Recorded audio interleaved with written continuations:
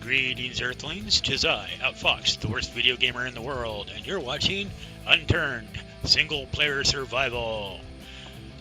And today I've done all the combat that really I'm sure you guys want to see. It all gets very the samey after a while, except for this part. Oh, I'm out of ammo. And this part. Go. Come on. It's going to be a fast show today. So I'm going to cover something that generally gets skipped over. Yes, I'm talking about skill sets. And I died very recently, as you can see. Most of my skills have been reset. I decided to try the game on hardcore mode, and well, didn't fare very well. So we're gonna run down the skill sets and what they mean. Now, first off is survival, clothes, starvation, and dehydration.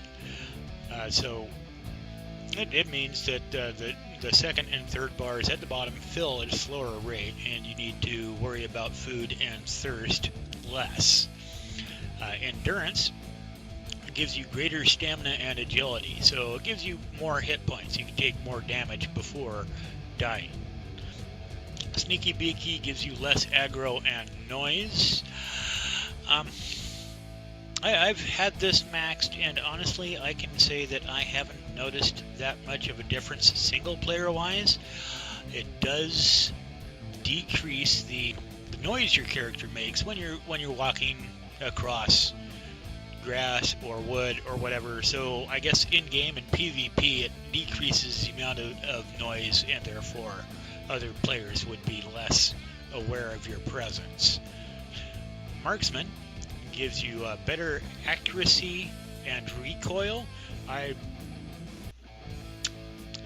kind of have terms with accuracy. I've sniped things at draw distance with no points in marksman at all, so I'm not entirely certain where that lies.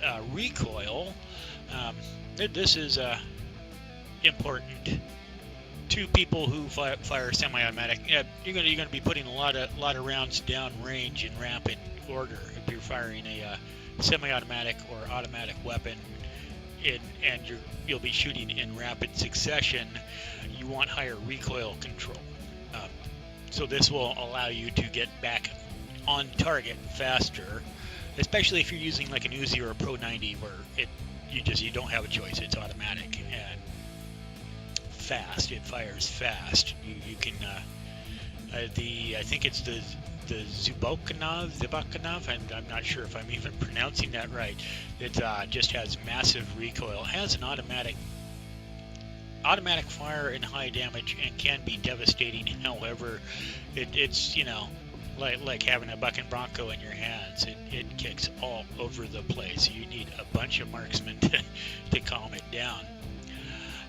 Warrior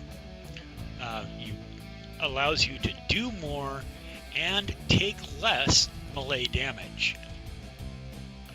So if you're going hand to hand, if you're using melee weapons, if you're using your fire axe or katana in combat, this will increase the amount of damage you do. Conversely, if you're being hit by melee damage or you're doing single player survival, the only damage you ever take is melee damage. The zombies don't have range damage at this point. That will you take less damage from that, but just by spending these points here.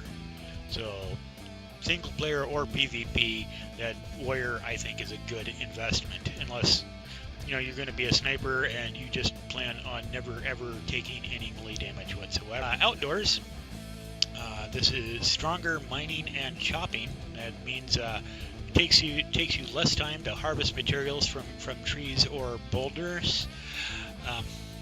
Goes with crafting. If you're PvP oriented and don't plan on doing crafting, you can overlook this. And in fact, even if you're going to do crafting, it increases your harvest time.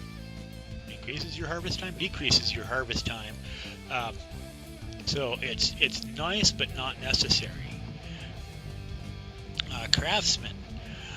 if you're going to do any crafting in this game, you want Craftsman. It limits what recipes you can make. If you're going to do any crafting whatsoever, I really encourage you to drop the 150 points on Craftsman. That's 50 points for level 1, 100 points for level 2. Well worth it. Immunity. Immunity gives you less disease and more vitality. Now that's a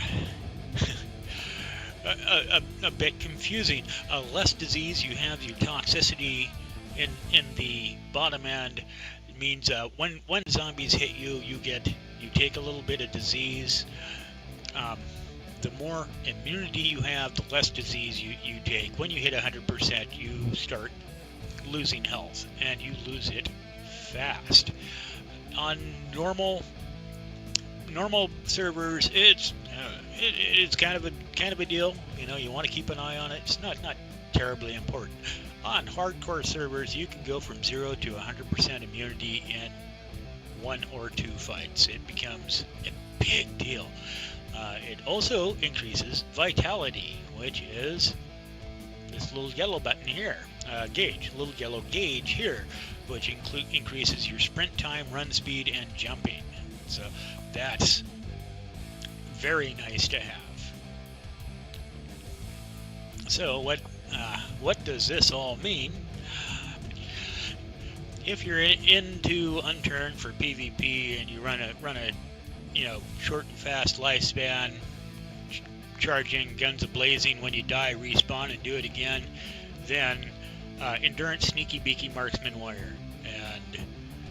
And that's really, Marksman is questionable, but if dependent on playstyle, if you're into semi-automatic, automatic weapons, you really want to invest in that. If you're doing the long game, if you are playing a survivalist, if you're doing Craftsman, whatever, survival and immunity first.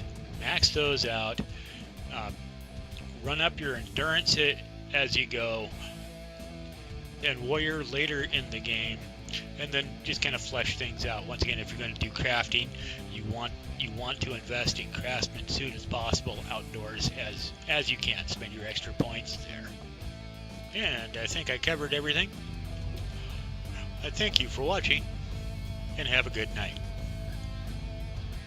If you were entertained or educated at all, a thumbs up is always appreciated.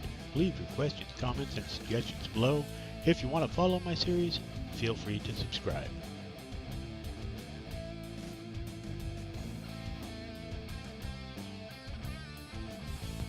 OUTFXD, a glorious tribute to doing things the hard way.